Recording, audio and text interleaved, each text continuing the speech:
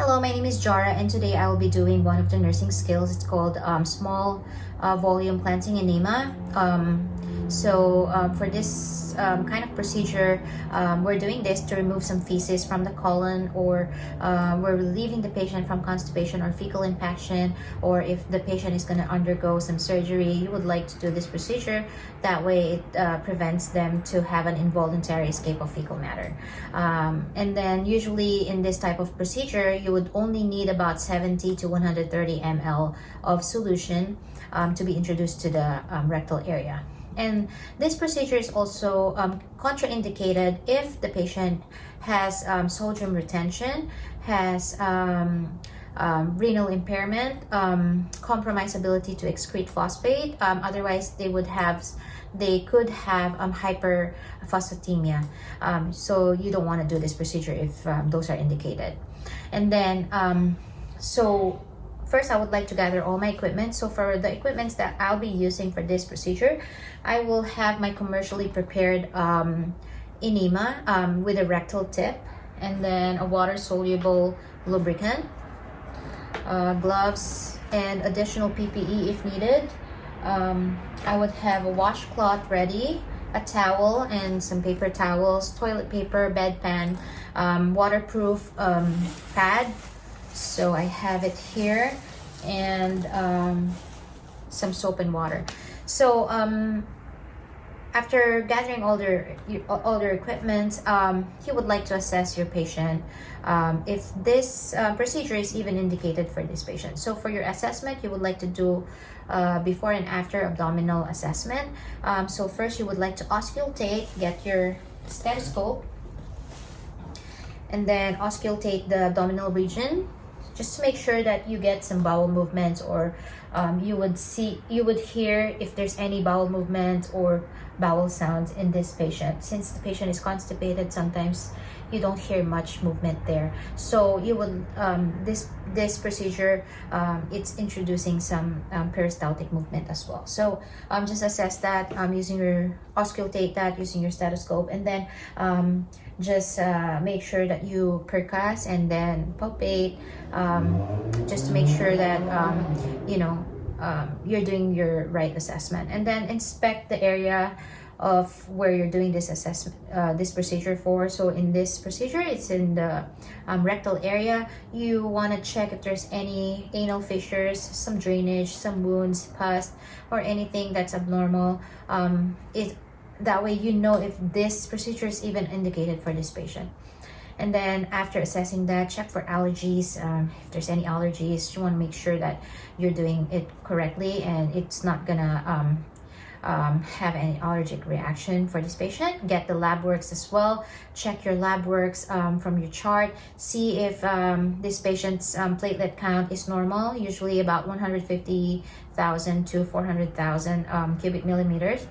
And if it's lower than 200,000, usually you don't want to do this procedure because their platelet is low and the clotting factor may be compromised. So just avoid doing this if it is lower than 200,000 platelet count. And then for the nursing diagnosis, usually this is associated with acute pain, constipation, risk for constipation, and risk for injury. So those are my nursing diagnosis. And for my implementation, first I would like to verify the doctor's notes and see if there's any inconsistency in my chart. Just check if you need to correct it with the doctor, just do so. That way you would prevent some errors prior to doing this procedure. And then gather all your equipments in the room so it's easier for you to access. You don't have to strain your muscles going back and forth just to get your equipments in the supply room. So just make sure that it's already here in the bedside, and make sure that the solution is warm enough. That way it would prevent some intestinal cramping. So just do that first, and then after that you would like to perform your hand hygiene technique. So I would wash my hand correctly and then dry it up using paper towel. So wash with soap and water and then dry up your hands so that you don't introduce any microorganisms, and you would also prevent some cross-contamination. And after washing, drying, you would like to identify yourself and identify your patient if this patient is correct. So just get their full name and their date of birth. Those are your two identifiers. You could also verify it in their wristband. So verbally, you would ask the patient what their full name is and their date of birth. So the patient giving that information for me, and I would check my chart and it's correct. So this is the correct patient that I'm working on. And then after that, you would like to close the curtains, provide some privacy for the patient. That way they're more comfortable when you're doing this procedure, especially when you're exposing some private parts. You would like to explain to them what this procedure is all about, discuss the risk and benefits of this procedure. You know, if there's any question and answer, you would already clarify it during this moment before even doing this procedure. Also, it would reduce some anxiety for the patient if you would explain what you're doing to them. And then after that, so I would adjust my bed to correct working height. So usually I would lift my bed according to my working height, usually the elbow height. That way it's more comfortable for you. You get more visualization. It's more comfortable for the patient as well. And just instruct the patient to do a Sims position or the lateral lying position. So in this case, I would let my patient go to the other side, which is the right side. So it's easier for me to visualize this area here. So just tell your patient to move their body laterally to the right. So I would have my patient move their body to the right, and then just place your waterproof pads so that you would prevent the solution from leaking to the linens. So everything is dry. That way everything is clean for you. And then just expose the area what you're working on, especially this private part. You would just expose the rectal area in this procedure. So when you're doing that, just expose the rectal area, and then this is the rectal area here. Just cover up everything else except the anus. So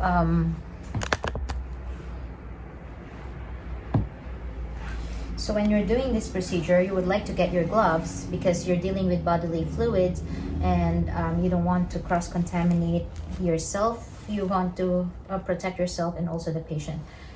So just get your gloves.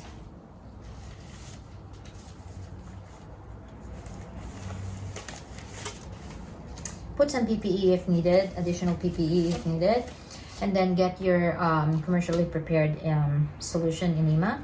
And then make sure that you lubricate about 2 to 3 inches on the rectal tip. So get your water soluble lubricant, and then just put some lubrication on that area. And then in this buttocks, you want to lift the buttocks up, and then just make sure that your solution is ready, and then just introduce the rectal tip towards the anus very gently, very slowly, and then just make sure that the patient is comfortable. Just check on the patient if they're feeling any pain or if they're comfortable enough when you're doing this procedure. So introduce the rectal tip about 3 to 4 inches towards the anus, and just make sure that you direct the tip towards the umbilicus, to the normal contour of the tip, and not towards the bladder. And then slowly compress the bottle and roll all the contents towards the tip. That way you could introduce the solution to the rectal area. And then after doing that, just make sure that your patient is comfortable, and then slowly withdraw your tip, your solution from that area, and then compress this area, and then just instruct the patient to hold it about 5 to 15 minutes time. So just make sure that the patient is going to be holding this solution about 5 to 15 minutes. And then after doing that, just assist your patient in a comfortable position. So just let them lay back, and then take off your gloves. So dispose your gloves in the receptacle, and then after that, you would like to raise the rails of the bed. That way it's more safe for the patient. And then just take out any additional, like PPE if you have some. And then if the patient needs to defecate immediately, you want to assist them, because usually this only takes about 5 to 15 minutes. So just assist them towards the bathroom, and then just get the call button ready for them. That way, if there's any emergency situation, you're readily available for them. Or if they need to just do it in the bedpan, so just provide that bedpan for them, and then just assist them to that. And then just remind the patient that not to flush if they went to the bathroom, not to flush their fecal matter, because you would like to inspect it. So you inspect this right away, just to make sure that everything is clear. Until you get the doctor's order that it's clear, then you can let them stop. You can let them flush it right away. And then but in this case, you want to inspect that, see the consistency of the bowel, or if there's any, how much, and then you document that later. And then after that, you would like to put some gloves again, get your new gloves. And then so after that, you would like, because the patient just got out from the bathroom, you would like to assist them. If if they need some assistance, give them some washcloth. Make sure that you clean the area of the patient. If they're not able to, just clean it, do your perineal care, and then pat it dry with towel. Make sure that it's dry, it's clean. And then take off your gloves, and then perform your hand hygiene technique. And then just make sure that the patient is comfortable in their bed after this. And then just do your documentation, and then evaluate the patient afterwards. So all of that you would like to do for this procedure. And then check again if there's any peristaltic movement, auscultate, inspect, and then percuss, and then palpate, just to make sure that there's already a movement going on in their digestive system. And then just check on the patient accordingly. If you need to do this later, just do this according to the doctor's order. So that would end my demonstration for the small volume cleansing enema. Thank you so much.